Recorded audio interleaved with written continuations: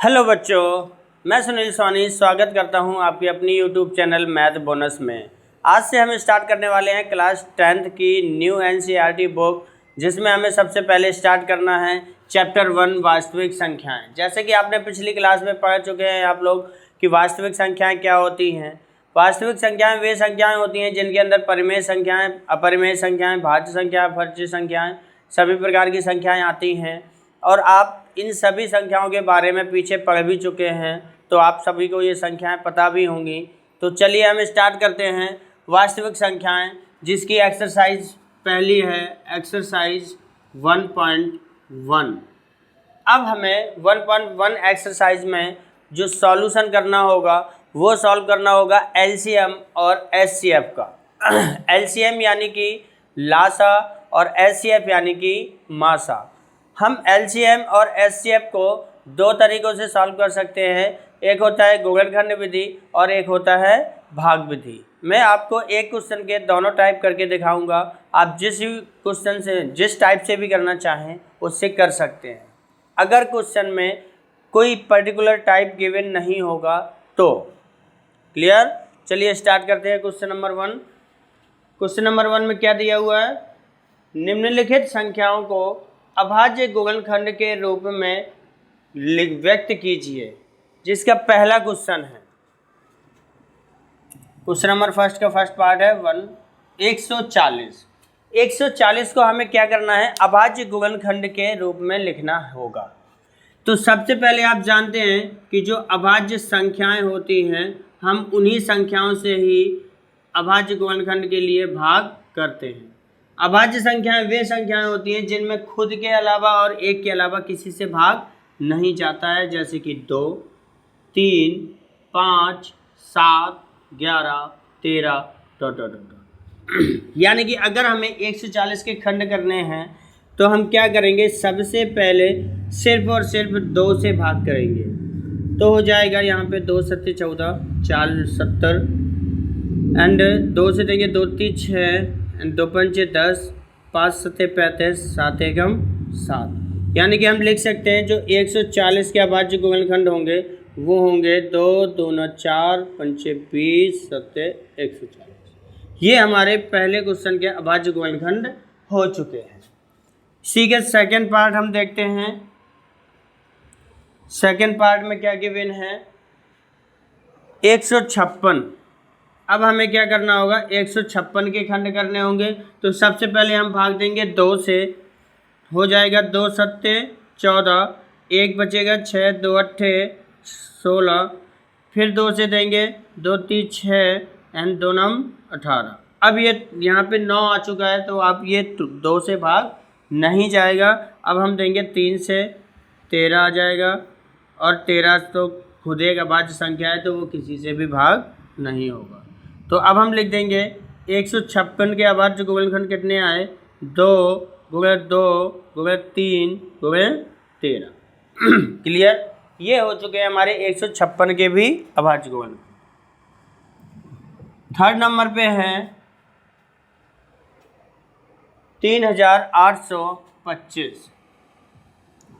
अब हम इसके खंड करेंगे तो आप देख सकते हैं कि यहाँ पे इकाई के स्थान पर 5 है, यानी ये 2 से भाग नहीं जाएगा।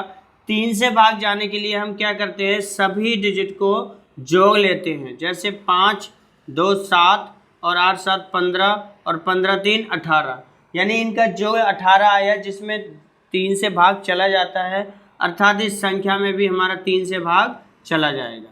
3 एकम 3, 3 दूनी 6। अब यहाँ से बचेगा 2 3 7 21, 1 5 और 3 बचे 15। फिर से 3 से देंगे 3 चौके 12, 3 दूनी 6 एंड 3 बचे 15।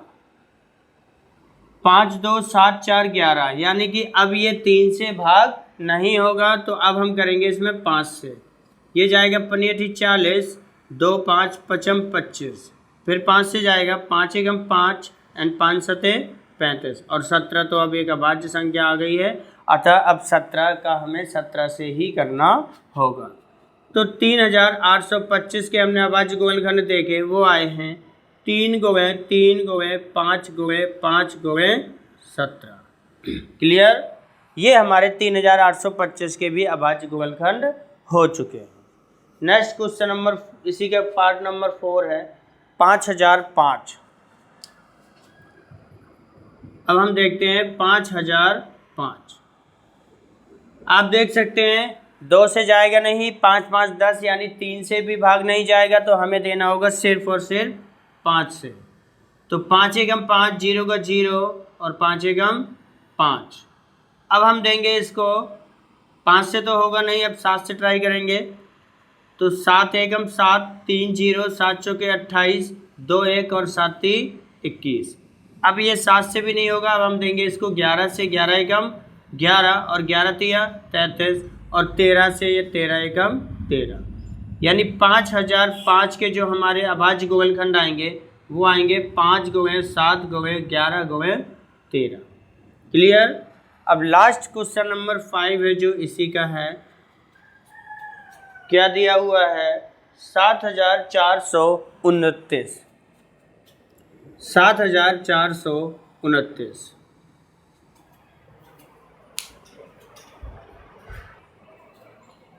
करते हैं 7429 के खंड। यहाँ पे लास्ट में इकाई के अंक पे 9 है, यानी इसमें 2 से भाग नहीं जाएगा। 9 2 11, 11 4 15, 15 7 22 यानी 3 से भी नहीं जाएगा। इकाई के अंक पे 5 या 0 नहीं है, यानी 5 से भी नहीं होगा। 7 से करेंगे, 7 एकम 7, 0 7 यानी 7 से भी नहीं होगा। हमें करना होगा इसका 11 से। 11 छक्का 66, 8 2 11 7 70 यानी 11 से भी नहीं होगा। अब हमें करना होगा 13 से, तो हम 13 से करके देखेंगे।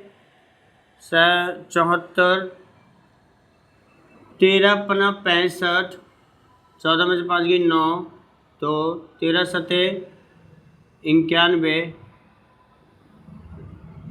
9 यानी 13 से भी नहीं होगा। अब हमें करना होगा इसका किससे? 17 से डिवाइड। 7 4 2 9, तो ये जाएगा 17 चौके 68, 14 में से 8 गई 6 2, 17 दिया 51, 1 1 9, 17 7 119 यानी ये कट से कट जाएगा। 17 से भाग होगा कितने बार? 437 बार। अब 437 में हम 17 से करेंगे, तो 17 दूनी 34 9 7 यानी 97 भी 17 की टेबल में नहीं आता। यानी अब हम 17 के बाद किससे? 19 से ट्राई करेंगे। तो 19 का भाग देंगे हम किस में? 437 में। तो 19 दूनी 38, 13 में 4 की 5 7 19 दिया 57, यानी कि ये हमारा 19 से कितने बार कट हो गया? 23 बार। और आप जानते हैं 19 के बाद आपकी जो अभाज्य संख्या होती है वो 23 ही होती है। तो 7429 के जो अभाज्य गुणनखंड होंगे वो होंगे 17 गुणे 19 गुणे 23। क्लियर। ये हमारा क्वेश्चन नंबर 1 के अभाज्य गुणनखंड करना हो चुका है फिनिश, जिसमें हमें कुछ नहीं करना है। ये हम क्लास 6 से पढ़ते चले आ रहे हैं। हमें सिर्फ अभाज्य संख्याओं 2 3 5 7 11 13 यानी इसी अभाज्य संख्याओं से ही हमें भाग करते जाना है और उसको गुणनखंड के रूप में लिख देना है। बस लास्ट में आपको क्या करना है कि जो गुणनखंड आएंगे उन सभी गुणनखंडों का गुणा करके देख लेना है कि जो आपका क्वेश्चन है वही आंसर आ रहा है कि नहीं। अगर वैसा नहीं आ रहा है देन आपने कहीं ना कहीं मिस्टेक कर दिया है, आपको दोबारा से करना होगा। चलिए चलते हैं क्वेश्चन नंबर 2 पे। चलिए चलते हैं क्वेश्चन नंबर 2 पे। क्वेश्चन नंबर 2 क्या कह रहा है? पूर्णांकों के निम्नलिखित युग्मों को एचसीएफ और एलसीएम ज्ञात कीजिए तथा इसकी जांच भी कीजिए कि दो संख्याओं का गुणनफल बराबर एचसीएफ गुणे एलसीएम होता है या नहीं होता। तो हमें क्वेश्चन नंबर 1 दिया हुआ है 26 और 91 सॉरी। तो आपने एक सूत्र पढ़ रखा होगा, पहली संख्या गुणा दूसरी संख्या बराबर होता है एचसीएफ गुणे एलसीएम। तो इसी सूत्र में मान रख करके हमें सिद्ध करना होगा कि ये दोनों इक्वल हैं कि नहीं है। तो सबसे पहले हमें क्या करना होगा? 26 और 91 के लासा और मासा दोनों ही निकालने होंगे। अब मैं आपको बताने वाला हूँ दोनों विधियाँ। गुणनखंड विधि और भाग विधि।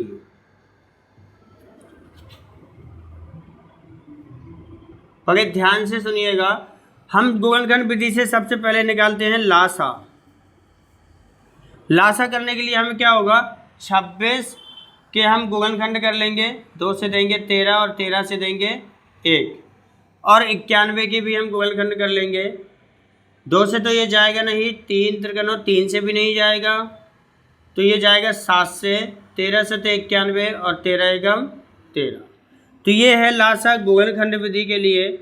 26 इज इक्वल हम लिख लेंगे 2 गुणे 13 और 91 इज इक्वल हम लिख लेंगे 7 गुणे 13। तो देखिए लासा करने के लिए क्या किया जाता है कि जो आपका मैच कर रहा है उसको आप एक ही टाइम लिखोगे, और जो मैच नहीं कर रहा वो सारे डिजिट इस पे आ जाएंगे, यानी कि आपका 2 भी आ जाएगा, आपका 7 भी आ जाएगा, और जो मैच कर रहा है वो एक बार आ जाएगा। ये हो गया गुणनखंड विधि से लासा। यानी कि हम कर सकते हैं 13 से 91, 91, 2 एकम 2 और 2 नम 18, 182 आ गया आपका लासा। ये हो गया गुणनखंड विधि से। इसी को मैं भाग विधि से अगर करके दिखाऊं, लासा, सॉरी इधर। अब हम भाग विधि से निकालेंगे क्या, लासा। किस किस का, 26 और 91 का। तो अब हम इसको 2 से देंगे 13 जाएगा, 91 हमारा 91 ही रहेगा। अब 7 से देंगे 13 और ये 13 से 91, और 13 से देंगे 1 और 1। जब हमारा लास्ट में 1 1 आ जाएगा तो हमारा सॉल्व हो जाएगा। 2 गुणे 7 गुणे 13 सबका हम इंटू करा देंगे तो आ जाएगा ये 182। यानी ये हो गया गुणनखंड विधि से लासा, और ये हो गया आपका भाग विधि से लासा। अब हम गुणनखंड विधि से मासा भी निकालेंगे। उसके लिए भी हम इसको जो करते हुए लिख देंगे, 26 इज इक्वल हो जाएगा 2 गुणे 13 और 91 इज इक्वल हो जाएगा 7 गुणे 13।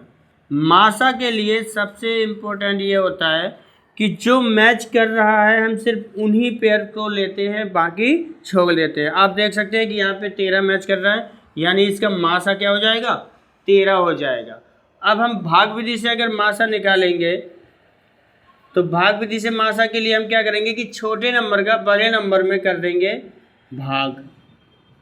तो ये आपका चला जाएगा कितनी बार, 3 6 18, 3 दूनी 6 और 1 7, 3 6 18 और 3 दूनी 6 और 1 7, 11 में से 8 गई 3, 8 में 7 गया 1। अब 13 का भाग इसमें दे देंगे 26 में, 13 दूनी 26।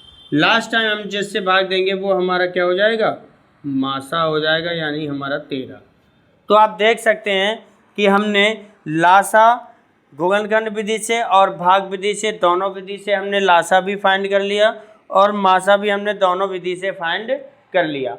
मैंने 2 विधि आपको इसलिए बता दी है कि अगर क्वेश्चन में नहीं पूछा है कि इस विधि से सॉल्व कीजिए, देन आपको जो इजी लगे आप उससे सॉल्व कर सकते हो। आपको इस क्वेश्चन में दोनों विधियों से नहीं सॉल्व करना है, मैंने सिर्फ समझा दिया है। आपको सॉल्व सिर्फ एक ही विधि से करना है, जो आपको विधि अच्छी लगे उससे। अब क्या करना है, आपको इस सूत्र में इसको फिट करना है। क्लियर? तो अब मैं क्या करता हूँ, इस सूत्र में इसको फिट करता हूँ। चलिए अब सूत्र में रख के हम इसको वेरीफाई करेंगे। पहले हम लिख लेंगे LHS लेने पर। हम LHS लेंगे तो पहली संख्या हमारे पास है 26 और गुणे दूसरी संख्या हमारे पास है 91। दोनों को करा दें इंटू, 6 एकम 6 और 1 दूनी 2। 9 से करेंगे तो 9 6 54 का 4 आएगा, 5 हाथ से लाएंगे, 9 दूनी 18, 5 23 हो जाएगा। ये 6 6 3 और 2। क्लियर? अब हम लेंगे RHS लेने पर RHS में HCF इंटू LCM, हम किसी को भी आगे किसी को भी पीछे कर सकते हैं। तो ये हमारा HCF आया 13 और LCM आया 182। इसको हम पलट के लिख लें 182 इंटू 13, 3 दूनी 6, 3 8 24 और 3 एकम 3 और 2 5, और ये हो जाएगा पूरा 1 से इंटू करेंगे तो से ये 6 6 8 5 13 और ये 2। आप देख सकते हैं दोनों की वैल्यू सेम आई है, अतः हम लिखेंगे LHS इज इक्वल RHS। क्या करने को कहा था उसने, जांच कीजिए तो हम लिख देंगे इस प्रकार जांच पूरी हुई। क्लियर। हमने क्या किया, सबसे पहले किसी एक विधि से, चाहे गुणनखंड विधि से और चाहे भाग विधि से, दोनों संख्याओं का हमने एचसीएफ और एलसीएम फाइंड कर लिया और फिर सूत्र में रख करके उसका सॉल्यूशन कर दिया। क्लियर। अब देखते हैं इसका नेक्स्ट पार्ट।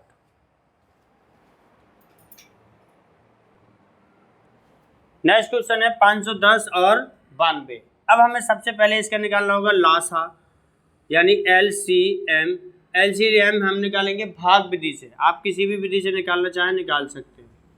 92 और 510 का हम करेंगे 2 से, 2 चौके 8 और 2 छक 12 और ये 2 दूनी 4, 2 पंचे 10 एंड 2 पंचे 10। अब आप देख सकते हैं ये 2 से जा रहा है 23 बार, ये नहीं जा रहा है। अब ये 5 5 10 2 12, यानी 3 से 23 तो नहीं जाएगा, बट 3 8 24 और 3 5 15 जाएगा। अब ये 3 से भी नहीं जाएगा, अब हम 5 से देंगे 23 और ये 17 पना 85। अब आप देख सकते हैं कि 17 किसी से नहीं जाएगा और 23 भी किसी से नहीं जाएगा, यानी इनका इंटू करेंगे 2 गुणा 2 एलसीएम के लिए, 2 गुणा 2 गुणा 3 गुणा 5 गुणा 17 गुणा 23। इसका इंटू कराएंगे हम तो 2 दूनी 4, 3 12, 5 60 और 17 छक्का 102, यानी 102 में एक जीरो पड़ जाएगा क्योंकि हमने 60 से इंटू कराया है और गुणा कर देंगे 23 से, तो ये हो जाएगा 0, 3 दूनी 6, 0, 3 एकम 3 और 2 से करेंगे 0, 2 दूनी 4, 0, 2 एकम 2, तो ये 0, 6, 4, 3, 2। ये हमारा एलसीएम कितना आएगा 23,460। क्लियर। अब ऐसे हम फाइंड करेंगे इसका एचसीएफ।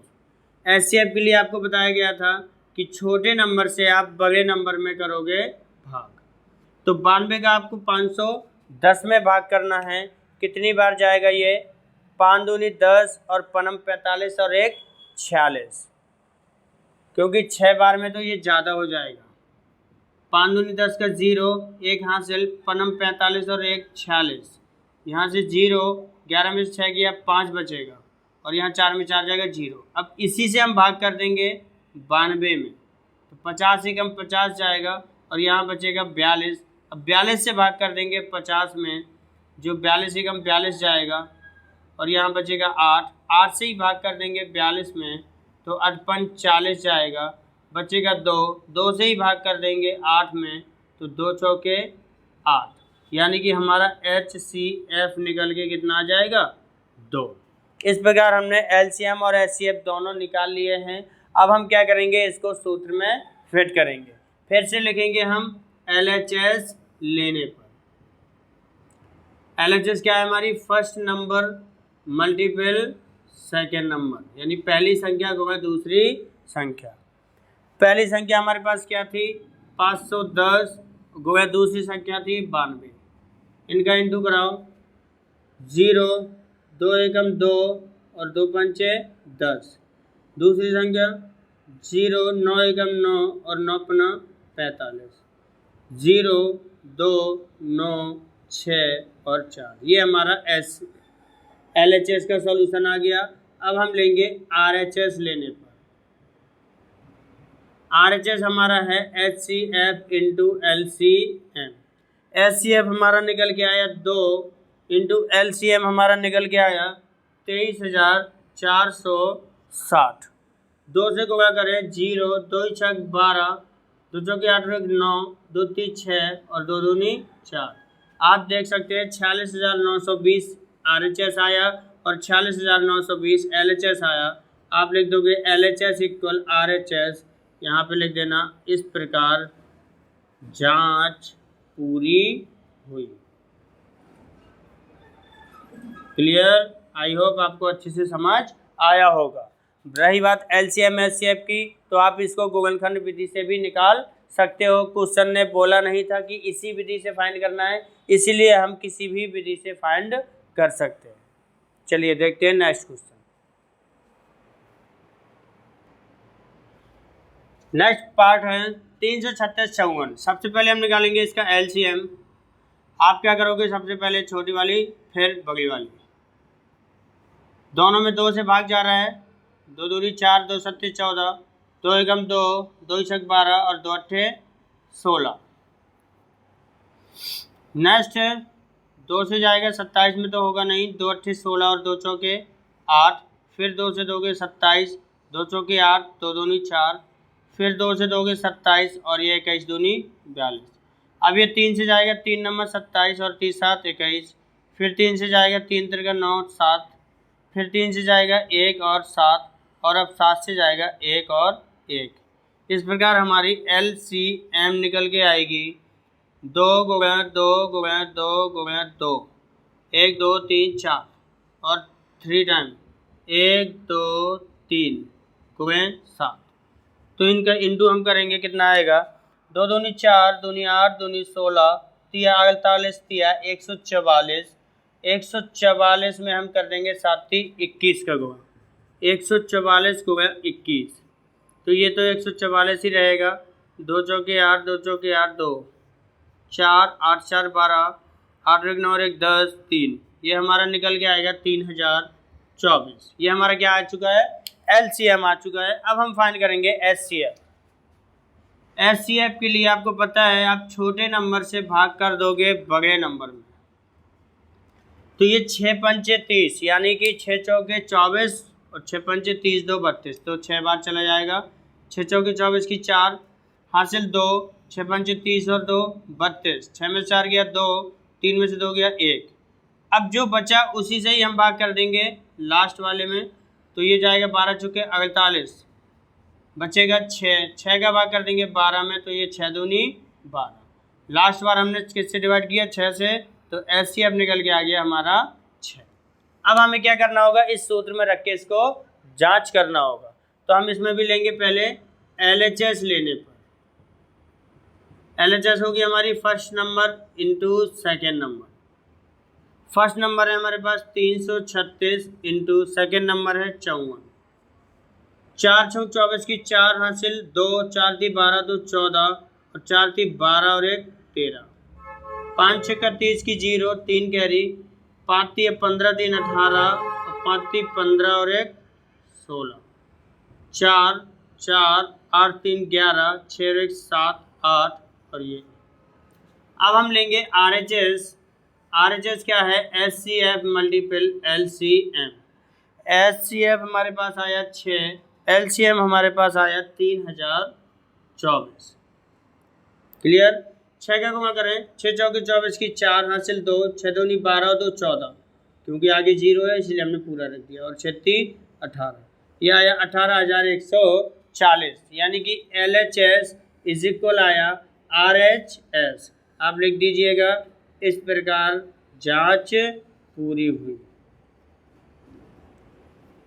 यानी आपके जितनी भी जांचें हैं सारी सही आई हैं। हमने सबसे पहले LCM निकाला, फिर SCF निकाला और उसको फॉर्मूले में पुट किया, तो दोनों साइड हमारी इक्वल आ गई। इस प्रकार हमारी जांच पूरी हो जाती है। तो यहाँ पे क्वेश्चन नंबर 2 होता है ख़त्म। अब हम चलते हैं नेक्स्ट क्वेश्चन नंबर 3 पे। चलिए क्वेश्चन नंबर 3 पे। क्वेश्चन नंबर 3 में क्या करने को कह रहा है, अभाज्य गुणनखंड विधि द्वारा निम्नलिखित पूर्णांकों के SCF और LCM ज्ञात कीजिए। अब हमें उसने स्पेशली बोल दिया है अभाज्य गुणनखंड विधि, यानी अब हम भाग विधि से नहीं कर सकते, अब हमें अभाज्य गुणनखंड विधि से ही करना होगा। जिसमें पहला क्वेश्चन दिया है 12, 15 और 21। तो हम क्या करेंगे, सभी के अभाज्य गुणनखंड कर लेंगे। यानी जैसे 12 का है, 2 से करेंगे 2 छक 12, 2 तिया 6 और 3 एकम 3। 15 के करेंगे तो ये तो 3 से होगा 5 और 5 से हो जाएगा 1। 21 के करेंगे तो ये 3 से होगा 7 और 7 से होगा 1। अब हम क्या करेंगे, 12 के सामने 12 के गुणनखंड लिख लेंगे 2 गुणे 2 गुणे 3। 15 के सामने हम 15 के गुणनखंड लिख लेंगे 3 गुणे 5। और 21 के सामने हम 21 के गुणनखंड लिख लेंगे 3 गुणा 7। अब जब आपको HCF यानी मासा फाइंड करना होगा तो आपको कुछ नहीं देखना है, जो मैच कर रहा है तीनों में, जो तीनों में मैच हो रहा है वो आपका HCF होगा, और वो सिर्फ 3 यानी 3 अकेला तीनों में मैच कर रहा है। LCM के लिए हमें क्या करना होगा, जो तीनों में मैच कर रहा है उसको लेंगे हम, उसके बाद जो बचे हुए 2 में अगर कोई मैच कर रहा है तो उसको एक बार लेंगे, लेकिन 2 में कोई भी मैच नहीं कर रहा तो जितने बचे हम सारे नंबर ले लेंगे LCM में, यानी 2 बचा हुआ है और फिर हमारा दूसरा 2 भी बचा हुआ है, फिर यहाँ का 5 भी बचा हुआ है और यहाँ का 7 भी बचा हुआ है। तो ये हो जाएगा 3 दूनी 6 दूनी 12 पंचे 60 और 6 7 42, यानी ये हो जाएगा 420। इस प्रकार से हम अभाज्य गुणनखंड विधि से लासा HCF और मासा LCM दोनों फाइंड कर लिए। क्लियर? देखते हैं इसी का सेकंड पार्ट। सेकंड पार्ट में है 17, 23 और 29। 17, 23 और 29। आप जानते हैं कि ये तीनों की तीनों जो हैं ये अभाज्य संख्याएं हैं, यानी इनमें किसी से भाग नहीं जा सकता, ना ही इनके गुणनखंड हो सकते हैं। तो आपको क्या करना होगा, 17 को आप ऐसे लिख सकते हो 1 गुणे 17, 23 को आप ऐसे लिख सकते हो 1 गुणा 23, 29 को आप ऐसे लिख सकते हो 1 गुणा 29। अगर आपको HCF फाइंड करना है तो इसमें से आप देख सकते हो 1 के अलावा और कुछ भी मैच नहीं होगा, तो HCF आपका 1 हो जाएगा।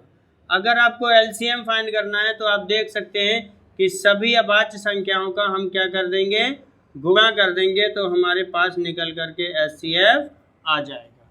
क्लियर? तो आपको 17, 23 और 29 का सिर्फ गुणा कर देना है और आपके पास HCF निकल के आ जाना है। क्लियर? देखते हैं नेक्स्ट पार्ट। अगला पार्ट है 8, 9 और 25। तो हम क्या करेंगे, 8 के खंड कर लेंगे, 2 चौके 8, 2 दूनी 4 और 2 एकम 2। 9 के कर लेंगे 3 गुणा 3, 25 के भी कर लेंगे 5 गुणा 5, लिखेंगे 8 को लिखेंगे 2 गुणा 2 गुणा 2, 9 को लिखेंगे 3 गुणा 3 और 25 को भी लिखेंगे 5 गुणा 5। आप देख सकते हो कुछ भी इस पे मैच नहीं हो रहा। जब कुछ भी मैच नहीं होता है तो एक तो होता ही है, हम एक का गुणा कर सकते हैं, तो यहाँ पे HCF इसका फिर से क्या आ जाएगा, 1 आ जाएगा। और LCM के लिए अगर कोई 2 में भी मैच हो रहा तब भी हम एक ही बार लिखेंगे, बट 2 में भी कोई भी मैच नहीं हो रहा, यानी हमें सारे लिखने होंगे 2 दूनी 4 दूनी 8 और ये 3 3 और ये 5 और 5। आप देख सकते हैं 5 25 3 75 और ये 2 दूनी 4 दूनी 8 3 24, 24 इंटू हम करेंगे 75, 75 इंटू 24, 4 पंचे 20, 4 7 28 2 30 और ये 150, 0 0 8 1, यानी इसका LCM निकल के हमारे पास कितना आएगा, 1800। इस प्रकार हमने ये गुणनखंड विधि से इसका लासा और मासा यानी HCF और LCM दोनों ही फाइंड कर दिया है। आज की क्लास के लिए इतना इनफ है। आगे के नेक्स्ट क्वेश्चन हम देखते हैं कल वाली नेक्स्ट क्लास में। आज की क्लास कैसी लगी ज़रूर कमेंट बॉक्स में ज़रूर बताइएगा। अगर अच्छी लगी हो तो लाइक कीजिएगा और अपने दोस्तों तक शेयर भी कीजिएगा। अगर आपने अभी तक चैनल को सब्सक्राइब नहीं किया है तो प्लीज़ चैनल को पहले सब्सक्राइब कीजिए, ताकि इसी टाइप की और वीडियो आपको कंटिन्यूसली मिलती रहे। आपको अब इस चैनल पर पूरी बुक का सलूशन टाइम टू टाइम और डिटेल में मिलता रहेगा। क्लियर? तो आगे के क्वेश्चन देखने के लिए कल फिर से आगे बढ़ते हैं और कल चलते हैं। Thank you.